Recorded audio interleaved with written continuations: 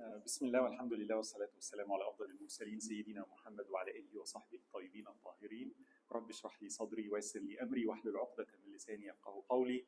Before we start the class, while we wait, you came early, so I thought I would share with you some Quranic reflections pertaining to the story of Musa alayhi salam, and pertaining also a message to Muslims and to Jews equally. It's valid for both. And here Allah subhanahu wa ta'ala, the message that I want to share with you, I just put it in context. And the context of this message is when Musa alayhi salam was sent to Bani Israel. Bani Israel at the time, they were not the strong, they weren't the superpower, they were being oppressed by a tyrant, the Pharaoh, who did terrible things to them, just really wicked, terrible things. And he is a superpower that's there for thousands of years, a very strong nation. So here we have in the Quran, and this is verse 127 in Surat Al-A'raf, where Allah subhanahu wa ta'ala says, this is how it starts. وَقَالَ الْمَلَأُ مِنْ قَوْمِ فِرْعَوْنَ أَتَذَرُ مُوسَى وَقَوْمَهُ لِيُفْسِدُوا فِي الْأَرْضِ وَيَذَرَكَ وَآلِهَتَكَ قَالَ سَنُقَتِّلْ أَبْنَاءَهُمْ وَنَسْتَحْيِي نِسَاءَهُمْ وَإِنَّا فَوْقَهُمْ قَاهِرُونَ. It starts with the people of Pharaoh telling him, are you going to just let Musa alayhi salam and his people do their thing? And they are going to cause corruption on earth, and they're going to change our way of life, and they're wicked people. You can't just leave them to do what they're doing. And here you see the Pharaoh saying, no, indeed not. We are going to kill their children, right? And we are a superpower. وَإِنَّا فَوْقَهُمْ قَاهِرُونَ. Meaning what? We are irresistible. They will see who we are. So Allah gave him strength, and he's using this strength to do what? Openly saying, we're going to kill their kids. We're going to kill their children, right?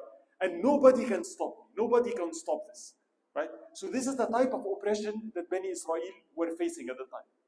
Now here is an interesting part. Well, how did Musa alayhi salam respond? He was there, and they viewed Musa alayhi salam as the savior. Like we've been oppressed by the Pharaoh, right? And Allah sends a prophet, Musa alayhi salam, who becomes our savior, right? A savior is supposed to do what? Do something, right? So Musa alayhi salam says, قال موسى لقومه استعينوا بالله واصبروا إن الأرض لله يورثها من يشاء من عباده والعاقبة للمتقين. It says, seek aid in Allah subhanahu wa ta'ala and be patient. Land belongs to Allah subhanahu wa ta'ala, and He would give it to whomever He wills. And al-aqiba, good consequences, will be for people of taqwa. Those people who have got consciousness, they are going to have a good ending, in a way. Now here Musa alayhi salam is telling them what? When you face a calamity, when you face a tyrant, when sometimes he's overpowering, they're expecting him to do something. And what did he tell? Ista'inu billah. Seek aid in Allah. Wasbiru. When we face a calamity, one of the first things we need to have. If I face calamity by myself, I will fail. I can't take it. If I'm with Allah, nothing can bring me down whatsoever. So this concept of al-ista'ana billah, do not stand by yourself, do not stand by your means, do not stand by, seek Allah's help in that. Now the response of Bani Israel is interesting, right? And this is the message that I wanted to share with you. They say the following: قالوا أوذينا من قبل أن تأتينا ومن بعد ما جئتنا.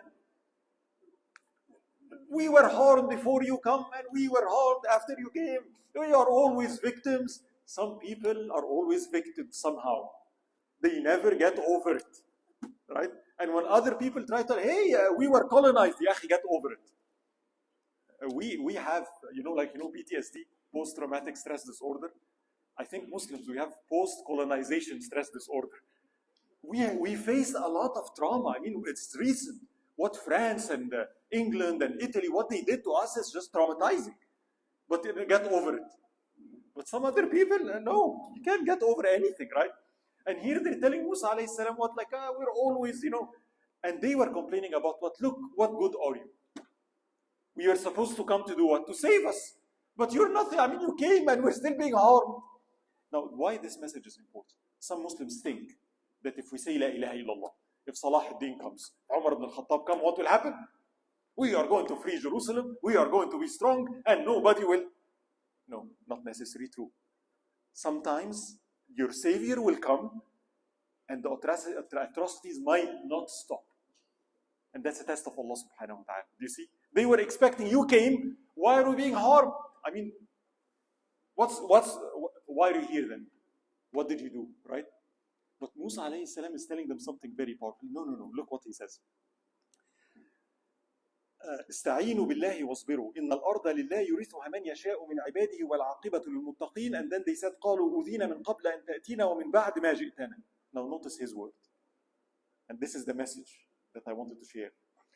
قال عسى ربكم أن يهلك عدوكم ويستخلفكم في الأرض فينظر كيف تعملون.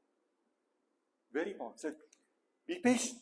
Perhaps Allah's there. Allah might destroy your enemy, the superpower of today, and you're weak. Allah can destroy the superpower of today, this Pharaoh, and He will put you in charge. Instead of being weak and under the feet of, He will put you on top. But notice the last sentence, فَيَنْظُرْ كَيْفَ تَعْمَلُونَ. And then He will look, what are you going to do when you are on top? When you are oppressed, you are complaining, you are victim, poor us. What here Allah is saying, if I give you the turn, and I put you on top, you among all people know what it means to be oppressed. You should never ever have oppressed anybody, right? And you know what it means. You didn't like it. So if you go, Allah will look how you're going to act.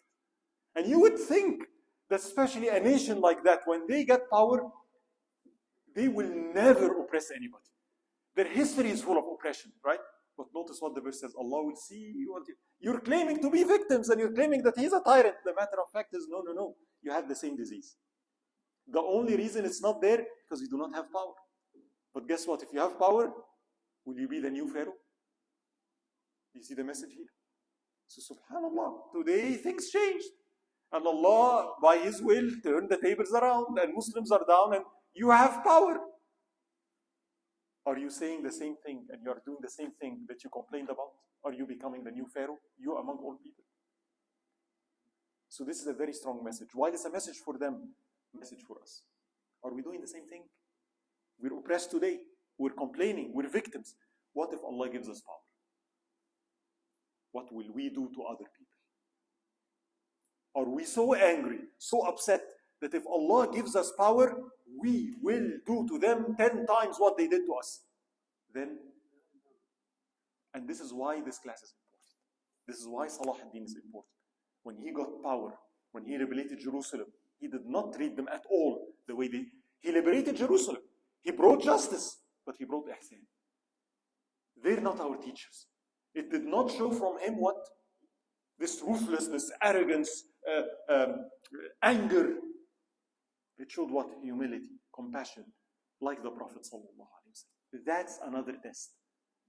So people are being tested. When you're weak, you're tested. And sometimes people pass that because I have, what can I do? But the bigger test is when Allah gives you strength. How are you going to use it? So that's a small reflection, and this, I thought it's very interesting to see that happening to other nations, and a warning to us too. Let us remember the days that we feel weak, and let us never, ever oppress anybody. It's not good to be oppressed. It's not good. Racism is terrible. If a person is weak, don't take advantage of him. Let's remember our lesson, inshallah. This is my reflection.